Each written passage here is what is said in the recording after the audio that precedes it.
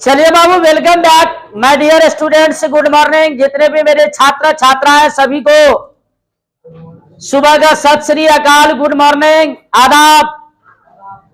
और चलिए आज मैं आप लोगों के लिए अगला चैप्टर जिसका नाम है हिंदी का प्रथम चैप्टर जिसका नाम है बातचीत। बातचीत क्या नाम है? बातचीत। जोगी बालकृष्ण भट्ट के द्वारा लिखा गया। किसके द्वारा? और जान लीजिए, जो भी वीडियो मैं डाल रहा हूं, मेरा चैलेंज है कि एक भी क्वेश्चन, चाहे ऑब्जेक्टिव हो चाहे सब्जेक्टिव हो, एक भी क्वेश्चन यदि अगर बाहर पूछा जाएगा तो आप लोग मेरा नाम बदल देना। मेरा चैलेंज है, जो भी क्वेश्चन मैं डालूंगा, जो भी क्वेश्चन मैं पढ़ाने के लिए जा रहा हूं, इससे एक भी क्वेश्चन मेरी बाहर नहीं पूछी जाएगी। यह मेरा चैलेंज है, क्योंकि मैं चैप्टर भी पढ़ा रहा हूं, इसके साथ साथ ऑब्जेक्टिव भी हो जाएगी, लॉन्ग क्वेश्चन शॉर्ट क्वेश्चन जितना भी सब हो जाएगा। इसीलिए आप लोग जरूर वीडियो को देखें और अवश्य दूसरों के साथ भी शेयर करें। तो चलिए देख लीजिए बाबू, चैप्टर का नाम है बातचीत। पहले हम लोग समझेंगे कि आखिर बातचीत होता क्या। बातचीत का मतलब होता है कि अपने दिल की बातों को दूसरे के सामने रखना। लेकिन बातचीत करने का तरीका अलग अलग होता है। एक धीरे से बोलेंगे, एक थोड़े स्पीड में गति में बोलेंगे, एक ऊंचे आवाज में बोलेंगे, एक मजाकिया आवाज में बोलेंगे, और एक बोलेंगे इतनी धीमी कि सुनाई ना पड़े। और एक ऐसा होता है जो सुनने से कान बार बार उनको सुनने के लिए चाहत रखती है। चलिए आगे पढ़ेंगे बातचीत का तरीका क्या है। तो पहले यहां पर जान लीजिए, ये नहीं कहिएगा बातचीत करते करते चित्त हो गया, बात करते करते चित्त। अरे बात करते करते लोटपोट होता है, बात करते करते सूत जाता है, बात करते करते जग जाता है, बात करते करते खाना पीना त्याग देता है। अरे बातचीत करते करते बहुत बात होता है। तो बातचीत जो है बालकृष्ण भट्ट के द्वारा लिखा गया है। और इसका ट्रिक अगर यहां पर अगर आप लोग जानोगे तो यहां पर बोलेगा बात करोगे तो कहिएगा भट्ट, बात करोगे तो कहिएगा भट्ट। क्या कहिएगा? भट्ट। बात करोगे तो क्या बोलेंगे? किसी को जाइए सामने में कोई बसंती जा रही है, उनको पूछिएगा बात कीजिएगा तो बोलेंगे भट्ट। क्या बोलेंगे? तो बात मतलब बातचीत, भट्ट मतलब बालकृष्ण। तो चलिए यहां पर देखा जाए, बालकृष्ण भट्ट का जन्म हुआ 23 जून 1844। 23 जून 1800 कितना में? बालकृष्ण भट्ट का जन्म हुआ है 23 जून 1800 और निधन हुआ है 20 जुलाई 1914। निधन कब हुआ है? जन्म कब हुआ है? 23 जून 1800। निधन कब हुआ है? निवास स्थान की बात किया जाए तो इलाहाबाद, उत्तर प्रदेश राज्य, उत्तर प्रदेश राज्य के उत्तर प्रदेश इलाहाबाद शहर में इसका आज जन्म हुआ। निवास बाबर है। माता का नाम पार्वती देवी, माता का नाम, और पिताजी का नाम बेनी प्रसाद भट्ट। पिताजी का नाम बेनी प्रसाद।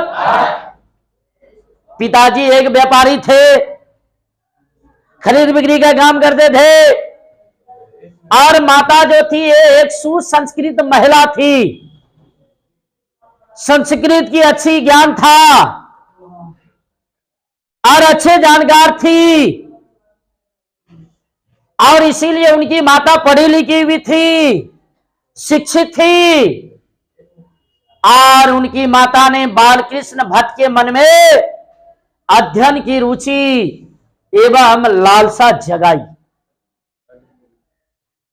शिक्षा का बात किया जाए, मां भी संस्कृत का ज्ञाता थी और प्रारंभ में इन्होंने संस्कृत का अध्ययन किए। 1967 में प्रयाग के मिशन स्कूल से एंट्रेंस की परीक्षा दी। आप लोग जानते होंगे कि बीएड और करना पड़ता है तो पहले एंट्रेंस देना पड़ता है। तो 1867 में प्रयाग के मिशन से एंट्रेंस की परीक्षा दी।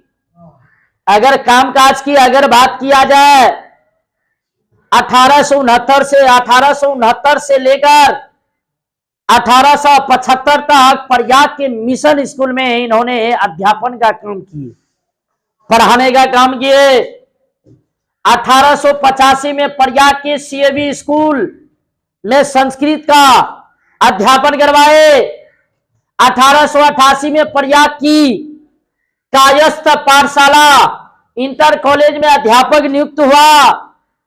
लेकिन उग्र स्वभाव, लेकिन यह गुस्सैला व्यक्ति थे। किसी भी स्टूडेंट को धर्म दे देते थे। उसके स्वभाव के कारण नौकरी छोड़नी पड़ी और उसके बाद लेखन कार्य पर ही निर्भर रहे। विशेष परिस्थिति की अगर बात की जाए तो पिता के मरने के बाद पिता का पैतृक व्यापार जो है संभाल ले, क्योंकि हम लोग जान रहे हैं कि पिता के मरने के बाद सारा भार जो है बेटे पर आ जाता है। तो इनके पिताजी जब मर गए, इनके पिताजी जब व्यापारी थे, तो इन्होंने अपने पिताजी के व्यवहार को संभाले और संभालने के नाम पर गृह कलह का भी सामना करना पड़ा। बहुत ज्यादा कष्ट हुआ।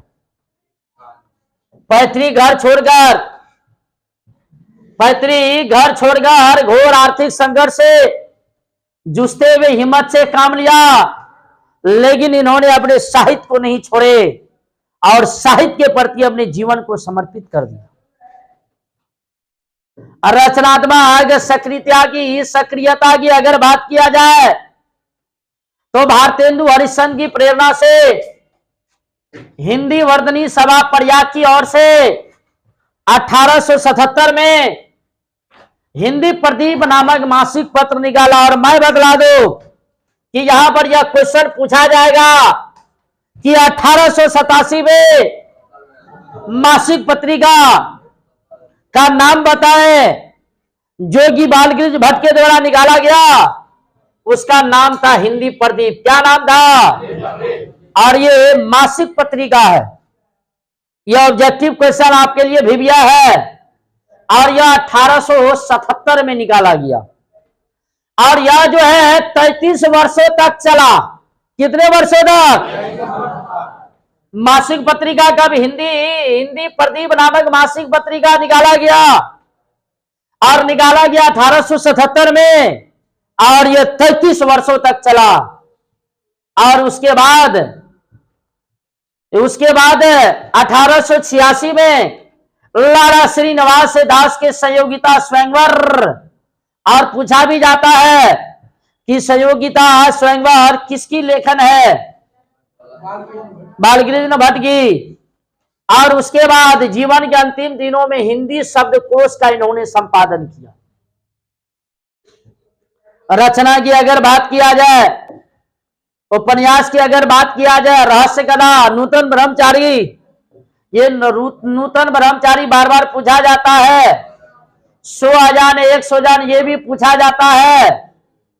उसके बाद रसातल यात्रा उचित सद्भाव अभाव ये इन्हीं के द्वारा लिखा गया उपन्यास है। और नाटक जो है ये पद्मावती, लेकिन मैं बदला दूं, पद्मावत जो लिखे हैं वो लिखे हैं मलिक मोहम्मद जैसी, लेकिन यहां पर है पद्मावती है। तो याद रख लीजिएगा, पद्मावत मलिक मोहम्मद जैसी, लेकिन पद्मावती बालकृष्ण भट्ट। और वट और नामा से जो रहेगा वो हो जाएगा मलिक मोहम्मद जैसी का, और पद्मावती जो है बालकृष्ण भट्ट जी के द्वारा लिखा गया है। तो यहां पर आप लोग कंफ्यूज नहीं होना है। पद्मावत जो लिखे हैं उसका नाम है मलिक मोहम्मद जैसी, और पद्मावती जो लिखे हैं उसका नाम है बालकृष्ण भट्ट। लिखने के लिए बहुत सारा लिखे हैं, मिनी श्रृंगार शिशुपाल वध, दमयंती स्वयंवर, शिक्षादान, बाल विवाह, रेल का खेल बिगड़ है, रेल का बिगड़ खेल। और यही नहीं, उसके बाद यह भी लिखा गया है कि प्रहसन जैसा काम वैसा परिणाम। लेकिन उससे भी जो क्वेश्चन है जो आपके बिहार बोर्ड में पूछा जाएगा, उस क्वेश्चन का नाम है कि बालकृष्ण भट्ट के द्वारा कितने निबंध लिखा गया। ये क्वेश्चन को आप लोग जरूर देख लेना। तो बालकृष्ण भट्ट के द्वारा 1000 कितना, बालकृष्ण भट्ट के द्वारा कितना 1000 निबंध लिखा गया, और जो कि भट्ट निबंध माला के नाम से प्रकाशित है। इस क्वेश्चन को आप लोग जरूर देख लेना कि 1000 बालकृष्ण भट्ट के द्वारा, किसके द्वारा, बालकृष्ण भट्ट के द्वारा 1000 निबंध लिखा गया। कितना लिखा गया? और उसके बाद भट्ट निबंध वाला के नाम से क्या है, प्रसिद्ध है। चलिए अब मैं चैप्टर की ओर चलता हूं, और यहां पर कहा जा रहा है बातचीत।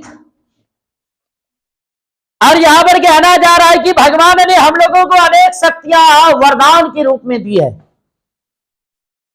आज जो हम लोग चल रहे हैं, ये जो टांग जो अपने लोग लेफ्ट राइट, बाया दाया, हाथ जो दिए हैं, और कुछ नहीं देखा दीजो, चलिए देखा है, सुना जाए। चलिए देखिए, यहां पर कहा जा रहा है कि अनेक प्रकार की शक्तियां जो वरदान की भांति ईश्वर ने मनुष्य को दी है। बात सही है। अपने लोग जो है धरती पर जो आए हैं वो प्रेम रतन धन लेकर आए। गाना निकला था ना, प्रेम रतन धन अभी पाए नहीं है, पाएंगे पाएंगे कई दिन के बाद। प्रेम भी पाएंगे, धन भी पाएंगे, रतन भी पाएंगे, चिंता नहीं कीजिए। तो भगवान ने हम लोगों को वरदान के भांति, वरदान के लिए, वरदान की भांति हम लोगों को बहुत सारा चीज दिए। पैर दिए हैं चलने के लिए, कभी कभी मूड खराब होता है तो लथारो मारते हैं। हाथ दिए हैं सूंघने के लिए, खाने के लिए, अब मूड खराब होता है तो 2-4 लपड़ो देने के लिए। यही हाथ है जो प्रपोज करने के लिए भी दिया गया है। यही हाथ है जो पानी अपने लोग, सही बात है।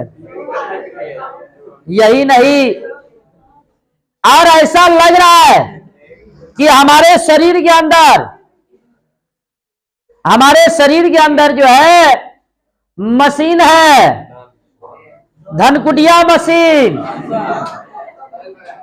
आटा पीसिया मशीन, गेहूं पीसिया मशीन। क्योंकि अपने लोग जो खाते हैं उसको जो है छोटे छोटे मात्रा में बदल देते हैं, और सुबह को देखते हैं वो मजबूत अवस्था में रहती है। यही नहीं, उससे बढ़िया जो है, बढ़िया शक्ति जो है उसका नाम है पंचफेक्का मशीन, है ना। आप देख लीजिए, वाक शक्ति मनुष्यों में ना होती तो हम नहीं जानते गूंगी सृष्टि का क्या हाल होता। और सबसे बड़ी शक्ति जो है उनका नाम है बोलने की शक्ति। आज जो हम लोग किसी को पहचानते हैं, आज जो हम लोग किसी के बारे में सुनते हैं, ये वाक शक्ति के द्वारा। बहुत सारे लोग कहता भी है कि फलनवा लड़का 1 नंबर का खचरा है, फलनवा लड़का बहुत बढ़िया है। वो लड़का जो है उनका चाल चलन खराब है, बोली बानी खराब है। ये सब पहचान वाक शक्ति से ही होती है। और हम लोग जो है अपने दिल की हाल दूसरों के सामने जो बयां करते हैं, ये वाक शक्ति के माध्यम से, और सुख दुख का जो अनुभव करते हैं, ये वाक शक्ति के माध्यम से। लेकिन यहां पर कवि कहना चाह रहे हैं कि बातचीत में वक्ता को नाज नखरा जाहिर करने का मौका नहीं दिया जाता है। लेकिन जब कोई स्पीच जब देता है, तो स्पीच के समय में जब हम लोग पूजा पाठ करेंगे, तो पूजा पाठ करने से पहले तिल, अक्षत, जौ, फूस, जल, फुली बाटी, फल्ला चिल्ला रखना पड़ता है। लेकिन स्पीच के समय में हमें जो है साहब, मजलिस, चेयरमैन, लेडीज एंड जेंटलमैन आदि शब्दों का प्रयोग करती है। और स्पीच का उद्देश्य जो होता है, सामने वाले के मन में जोश और उत्साह जो है उत्पन्न कर देना है। और यही नहीं, और यह भी कहा गया है कि जिसको बातचीत करने की लत पड़ जाती है, वो अपना खाना पीना भी छोड़ देता है। अगर किसी को बातचीत करने की अगर आदत पड़ जाए, कोई लड़का किसी लड़की से प्रेम कर रहा है, तो देखिएगा घंटों घंटों बातचीत करेगा, 12-12 घंटा बातचीत करेगा, इतना बातचीत करेगा जिसका कोई वर्णन नहीं है।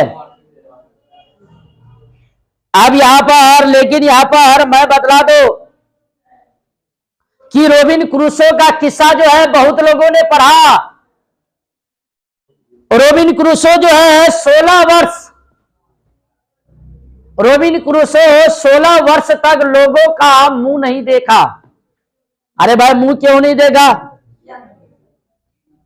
मुंह का क्यों नहीं देखा? तो यदि बीच में अगर कुत्ता के बीच में, बिलाई के बीच में, नैया के बीच में, भैंस के बीच में, पारा बाबा के बीच में, सरहा दादा के बीच में रहेगा, तो अगवा मुंह देखेगा। तो रोबिन क्रूसो जो है 16 वर्षों तक लोगों का मुंह नहीं देखा, और 16 वर्ष के बाद उसने किसी के मुंह से एक शब्द सुना था जिसका नाम है फ्राइडे, शुक्रवार। फ्राइडे नाम सुना था, फ्राइडे सुना था। और जब रोबिन्सन क्रूसो ने ऐसा सुना, तो उसे ऐसा आनंद महसूस हुआ कि लग रहा है कि मानो वो किसी आदमी का चोला पाया है। आदमी का चोला। इसीलिए कहा गया है कि मनुष्य की वाक शक्ति में लुभाने की ताकत है। यही बोली है, किसी का घर बसा भी सकते हैं, किसी का घर उजाड़ भी सकते हैं, किसी के जीवन में आग लगा भी सकते हैं, किसी के जीवन में हरियाली भी ला सकते हैं। इसीलिए वाक शक्ति का होना जरूरी है। और इसीलिए कहा गया है कि जब तक मनुष्य बोलता नहीं है, सामने वाला का गुण दोष प्रकट होता नहीं है। जब तक बोले नहीं, तब तक सामने वाले के बारे में पता नहीं चली। अरे किसी को पता करना है, उसे बुलवा करके दिखाइए। बोलने से ही मनुष्य की पहचान होती है। और क्वेश्चन जो है, ये वीवीआई क्वेश्चन है जो पूछा जाएगा। अब एडिसन का क्या मत है? एडिसन का क्या मत है? तो एडिसन का मत है कि असल बातचीत सिर्फ दो व्यक्ति में हो सकती है। भी यह क्वेश्चन है आपके परीक्षा के दृष्टिकोण के लिए। एडिसन का मत है कि असल बातचीत सिर्फ दो व्यक्ति के बीच में हो सकती है। यदि दो व्यक्ति हुए तो अपना दिल की बात एक दूसरे के सामने खोलते हैं। जब 3 हुआ तो धीरे धीरे बात फैल गई। जब 6 में 6, जब 6 हुआ, अरे 3 हुआ, अब 3 गुना 2 कीजिए, 2 तिया 6, 6 के कान में चला गया। और ये बात जो है पूरी तरह से बिहार जैसा बिहार बन जाता है। बिहार जैसा बिहार बन जाता है। ठीक उसी प्रकार जिस प्रकार गर्म दूध और ठंडे पानी को सदा दीजिए तो धीरे धीरे फट नहीं, धीरे धीरे गर्म हो जाता है। आप लोग पुरुष जाति है, स्त्री जाति के पास बैठिए, धीरे धीरे आपको स्त्री जैसा महसूस होना शुरू हो जाएगा, है ना। 4 से अधिक वाली बातचीत को राम रमोवल कहलाएगी, बेकार की बात कहलाएगी। और उसके बाद यहां पर कहा जाता है कि 2 सहेलियों की बातचीत जो है निराला। अगर 2 लड़की अगर बातचीत करे, या तो पढ़ाई के बारे में बातचीत करेगी या तो अपने उसके बारे में बातचीत करेगी।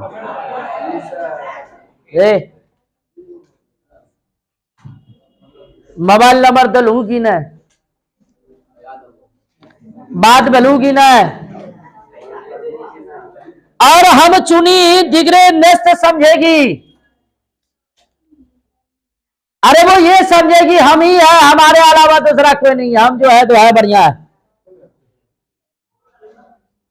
और ये क्वेश्चन इस साल पूछा गया था 2022 में कि 2 बुढ़िया की बातचीत जो है, अगर 2 बुढ़िया अगर बैठ जाए तो या तो अपने ससुराल के बारे में बोलेगी, न तो नहरा के बारे में बोलेगी, और न ही तो अपने पुतों के बारे में बोलेगी, या न ही अपने बेटे का गिला शिकवा करेगी, या नहीं तो ऐसा बात छेड़ उठेगी कि अंत में उसमें बुराई ही निकाली।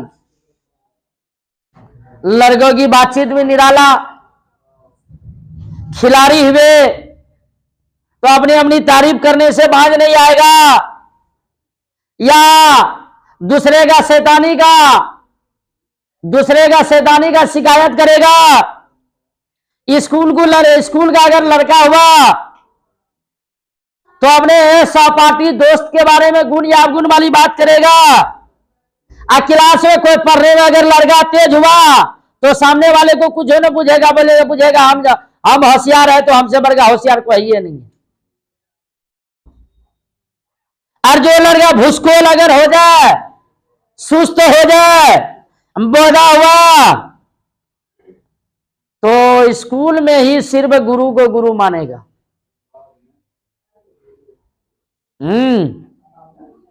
इसके अलावा और ये भी ऑब्जेक्टिव यहां पर क्वेश्चन बनती है कि अशिक्षित लोगों की बातचीत को क्या कहा जाता है। अशिक्षित लोगों की बातचीत को बदकही कहा जाता है। और यूरोप के लोगों की बातचीत करने का जो तरीका है उसको आर्ट ऑफ कन्वर्सेशन कहा जाता है। यह भी क्वेश्चन भी दिया है, आर्ट ऑफ कन्वर्सेशन किसे कहा जाता है। तो यूरोप के लोगों की बातचीत करने की कला है। और यूरोप की लोग जो है उसकी बातचीत में ऐसी चतुराई रहती है कि कान को सुनकर अत्यंत सुख लगता है। और यही नहीं, 25 से जिसकी उम्र 25 से ज्यादा हो चुकी है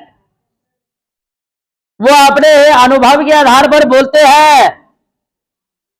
लेकिन यहां पर कवि कहना चाह रहे हैं कि हम लोगों को हमारी जीवा पर नियंत्रण रखनी चाहिए। जीवा जो है हमारी कतरनी के समान स्वच्छंद है।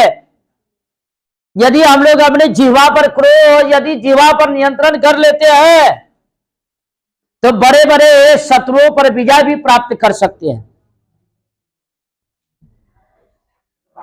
बड़े बड़े जीत भी हासिल कर सकते हैं।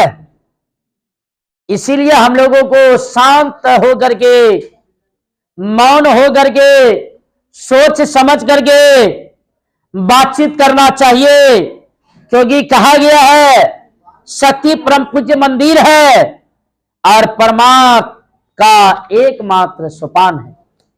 बहुत बहुत धन्यवाद। 2009 से पिछले सप्ताह में बोले थे, महीना में 3 दिन अभी तक किया है ना।